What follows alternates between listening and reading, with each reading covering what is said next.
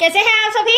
I hope अच्छे होंगे, right. चलिए मैं होगी चैनल पे आप सभी का स्वागत करती हूँ और आज मैं आपके लिए लेके एक्सरसाइज 5.1 का क्वेश्चन नंबर 4 जिसका हम 11 नंबर का और 12 नंबर का पार्ट आज की वीडियो में समझेंगे, राइट बच्चों। इसके पहले मैंने फर्स्ट से लेकर 10 तक सम समझा दिए हैं, जो कि क्वेश्चन नंबर 4 में 15 सम है बच्चों, तो 10 तक समझा दिए, 11 12 आज समझा रही हूँ और बचे हुए आपको नेक्स्ट वीडियो में मिल जाएंगे, राइट। तो चलिए स्टार्ट करते हैं। स्टार्ट करने के पहले एक ही बात कहूंगी, अगर आपको मेरे वीडियो समझ में आ रहे हैं तो प्लीज लाइक शेयर कीजिए और अगर मेरे चैनल पर नए हैं तो सब्सक्राइब जरूर कीजिएगा, ओके।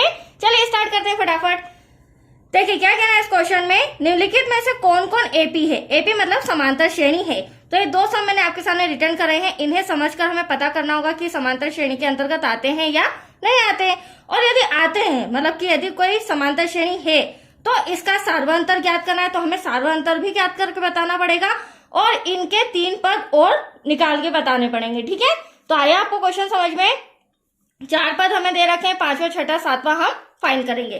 तो चलिए सबसे पहले मैं सम रिटर्न कर लेती हूँ। आप देख रहे हैं 11 नंबर का सम a square a cube a की पावर 4 डैश डैश। तो देखो बच्चों, ये हमारा पहला पद a1 होता है, दूसरा पद a2 होता है, राइट। मैंने पहले के सम में भी समझाया है a3 और a4। ये 4 पद दिए गए, चारों के नंबर लिख दिए हैं मैंने। अब हम क्या करेंगे, सार्वंतर। सबसे पहले सार्वंतर पता करेंगे कि सार्वंतर से ही हमें पता चलेगा कि एटलीस्ट ये जो हमें सम दिया गया है ये वाला समांतर श्रेणी के अंतर्गत आता है या नहीं, ठीक है। तो चलिए सार्वंतर निकालते हैं। सार्वंतर का छोटा सा फॉर्मूला होता है d1 equal to small D से संबोधित करते हैं a2 माइनस a1। कहने का मतलब ये है आगे वाली संख्या से पीछे वाली संख्या को माइनस करना। तो आप यहाँ पे देख सकते हैं आगे वाली संख्या हमारी a स्क्वायर है, राइट। अब देखिए इसे हम माइनस करेंगे तो a स्क्वायर माइनस a। अब यहाँ पर क्या हो रहा है बच्चों, यहाँ भी a स्क्वायर यहाँ भी a, तो यहाँ पे हम a के कॉमन ले लेते हैं, राइट। तो अंदर क्या बचेगा, a में a का मल्टीप्लाई किया a स्क्वायर माइनस, अब ये वाला a तो बाहर आ गया आपके सामने, तो यहाँ पर बचा 1। तो फर्स्ट डिफरेंस तो हमारा d ये आ रहा है। अब सेकेंड ट्राई करते हैं, d2 equal to a3 minus a2। अब a3 हमारा क्या है a क्यूब और a2 हमारा क्या है a स्क्वायर। यहाँ पे आप कंफ्यूज मत होइएगा क्योंकि हमारी जो पावर है वो भी सेम नंबर्स के अकॉर्डिंग है, ठीक है, माइनस a स्क्वायर। अब यहाँ पे देखो हमेशा छोटी संख्या या डिजिट जो भी रहती है वो कॉमन आती है। अब यहाँ पे आपको छोटा पद a स्क्वायर नजर आ रहा है, इसे हम कॉमन ले लेते हैं। a स्क्वायर बाहर आ गया तो a क्यूब में से a स्क्वायर बाहर आया तो यहाँ पर क्या बचा a, या फिर ऐसे भी कर सकते हैं a स्क्वायर में क्या मल्टीप्लाई करे a क्यूब आ जाए, a का करा मैंने आपके सामने। अब यहाँ से a स्क्वायर बाहर आ चुका तो इस प्लेस पर क्या बचा 1। अब आप यहाँ देख सकते हैं बच्चों ब्रैकेट तो हमारे सेम आ रहे हैं, बट ब्रैकेट के बाहर जो आ रहा है यहाँ पर a आ रहा है, यहाँ पर a स्क्वायर आ रहा है। तो कहने का मतलब ये है जो हमारा d सार्वंतर है वह असमान आ रहा है, और असमान आ रहा है तो हम यहाँ क्लियरली कह सकते हैं कि हमारी समांतर श्रेणी नहीं है, क्योंकि जब तक हमारा डिफरेंस समान नहीं आता तब तक समांतर श्रेणी नहीं होती। हाँ, अगर यहाँ a लिखा है यहाँ भी a होता तो ये मेरी समांतर श्रेणी होती, बट फिर भी मैं आपको थर्ड पार्ट और सॉल्व करके बता रही थी ताकि आपको थोड़ा सा क्लियर हो जाएगा। a4 में से a3 को माइनस करना। a4 क्या है हमारा a की पावर 4 माइनस a3 क्या है हमारा a क्यूब।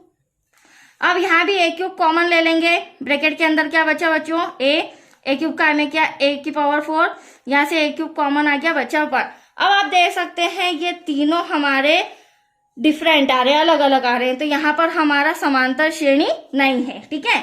तो हमें यहाँ लिखना होगा d1 not equals to d2 not equals to d2, d2 not equals to d3। और अब जब ये समान नहीं आ रहा है तो हम थोड़ा सा आंसर में लिखेंगे यहाँ सार्वंतर समान नहीं है, राइट। आप देख सकते हैं सार्वंतर समान नहीं है, अतः यह एपी मतलब कि समांतर श्रेणी नहीं है। आया आपको समझ में। चलिए ये सम कंप्लीट हो चुका है, तो हमने आगे 3 पद भी सॉल्व नहीं किए। अब हम 12 नंबर का सम यहाँ पर रिटर्न करके सॉल्व करते हैं, राइट बच्चों। अब देखिए 12 नंबर के सम में क्या कहा गया है, √2 √8 √18 √32 ठीक है। अब देखिए इसे हम क्या कर सकते हैं बच्चों, इसे मैं आपको थोड़ा सा शॉर्ट करके बताती हूँ, ठीक है। शॉर्ट करने पर हमें पता चल जाएगा और हमारे लिए इजी हो जाएगा। तो √2 को तो हम शॉर्ट नहीं कर सकते, √2 हमारा ऐसे ही रहेगा, बट √8 का हम एलसीएम लेते हैं, एलसीएम से और थोड़ा सा इजी हो जाएगा। 2 4 जा 8, 2 2 जा 4 और 2 1 जा 2। तो यहाँ पर आप जो 2 देख रहे हैं इनमें से एक 2 बाहर आ जाएगा, √, में बचा ये अकेला, तो देख लीजिए और शॉर्ट हो गया। वैसे ही हम 18 का भी ले लेते हैं, 2 9 जा 18, 3 3 जा 9, 3 1 जा 3। अब यहाँ पर जो आप 3 देख रहे हैं यह हमारा कॉमन आ जाएगा, पेयर बन जाएगा और ये बचा √, में 2। That's clear.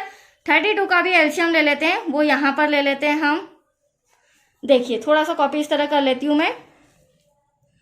2 1 जा 2, 2 6 जा 12, 2 8 जा 16, 2 4 जा 8, 2 2 जा 4, देन 2 1 जा 2। अब यहाँ पर एक पेयर तो ये बन रहा है, राइट, दूसरा पेयर ये बन रहा है, बट इसका कोई पेयर नहीं बन रहा है, तो ये √, में हो जाएगा और ये 2 2 जा 4 हो जाएगा। तो यहाँ देख सकते हैं आप 4 √2। तो मैंने थोड़ा सा इसको इजी कर लिया है। आया आपको समझ में? चलिए अब हम वही हमारा सार्वअंतर देखते हैं कि हमारा समांतर श्रेणी के अंतर्गत आता है या नहीं आता है। तो आइए सार्वअंतर का फॉर्मूला लगाएंगे। सार्वअंतर equals to D1 small d से संबोधित किया जाता है A2 माइनस का A1, अगली संख्या में से पिछली संख्या माइनस करना। अब यहाँ पर हम A1 A2 लिख लेते हैं, यह हमारा तीसरा पद, यह हमारा चौथा पद। अब दूसरा पद क्या है बच्चों, 2 √2 है, जिसमें से हमें माइनस करना है √2 को। तो देखिए ध्यान से, 2 √2 लेस देन √2। अब देखो जिस तरह x y z के आगे कुछ नहीं होता है तो हम मन से क्या मान लेते हैं, 1 मान लेते हैं। That's clear. अब यहाँ पे भी रूट के आगे, इसके आगे कुछ नहीं तो हम 1 मान लेंगे। यहाँ पर तो 2 दे रखा है, 2 में से 1 गया तो हमारे पास एटलीस्ट 1 बचा और ये रहा √2। तो रूट के आगे कभी भी 1 नहीं लिखा जाता है, तो यहाँ पर ओनली वन √2 बचा। D2, तो D2 का फॉर्मूला हो जाएगा A3 माइनस A2। अब A3 आपका क्या है बच्चों, A3 ये रहा 3 √2, जो कि मैंने आपके सामने सॉल्व किया है। इसे माइनस करेंगे A2, A2 हमारा है 2 √2। अब इसे देखिए, ये 3 का प्लस का, ये 2 का माइनस का, 3 में से 2 गया, बचा 1। तो 1 तो वैल्यू नहीं होती है, इसलिए मैं नहीं लिख रही हूँ, डायरेक्टली √2 लिख रही हूँ। तो 2 आंसर तो हमारे समान आ रहे। तीसरा भी सॉल्व करके देखते हैं। तो A4 माइनस का A3। अब A4 क्या हो जाएगा, 4 √2 माइनस A3 हो जाएगा 3 √2। यहाँ भी वही आंसर आ रहा है, 4 में से 3 गया 1 और बचा √2। तो यहाँ पर हम देख सकते हैं जो सार्वंतर आ रहा है वो समान आ रहा है, और जो समान आ रहा है तो ये हमारा AP है, मतलब कि समांतर श्रेणी है। That's clear. यहाँ लिखेंगे हम D1 equals to D2 equals to D3 equals to क्या है हमारा आंसर, D का √2। अब देखिए यहां तक तो मैंने आपको समझा दिया, हमारा सार्वंतर आ चुका है। बट अब हमें ये जो 4 पद दिए गए इनके आगे 3 पद और निकालना है, मतलब कि 5वां, 6ठा और 7वां। ठीक है, तो आइए हम यहाँ पर लिखेंगे 5वां पद। तो ये निकालने के लिए एक छोटा सा फॉर्मूला है, प्रथम पद प्लस 5वां पद निकालना है, तो यहाँ 4 हो जाएगा और यहाँ पर D हो जाएगा।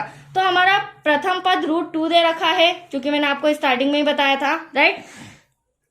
√2 प्लस 4 ऐसा का ऐसा, D आपके सामने √2 दे रखा है। इसे और सॉल्व करेंगे, ब्रैकेट सॉल्व करेंगे तो प्लस 4 √2 इक्वल्स टू में क्या हो जाएगा बच्चों, यहाँ पर 4 और 1 5। रूट के आगे कुछ नहीं तो हम 1 मान लेंगे, राइट।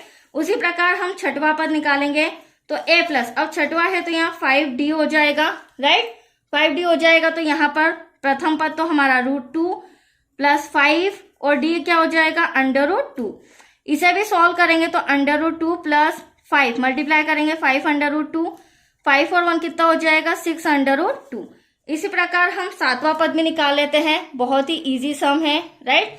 अब देखिए A प्लस 7वां है तो यहाँ 6D हो जाएगा, √2 हमारा प्रथम पद हो जाएगा, प्लस 6 ऐसा का ऐसा, D हमारा √2 हो जाएगा। तो √2 प्लस 6 √2 प्लस करेंगे 6 और 1 7 √2। तो लास्ट में हमें आंसर लिखना होगा बच्चों। AP हमारा कितना आया है, 5 √2, 6 √2, देन 7वां पर 7 √2। तो ये सम आपका कंप्लीट हो चुका है, राइट। चलिए आज के लिए इतना ही। नेक्स्ट वीडियो मिलेगा आपको इसी का 11th और 13, 14, 15। ओके, थैंक यू बच्चों।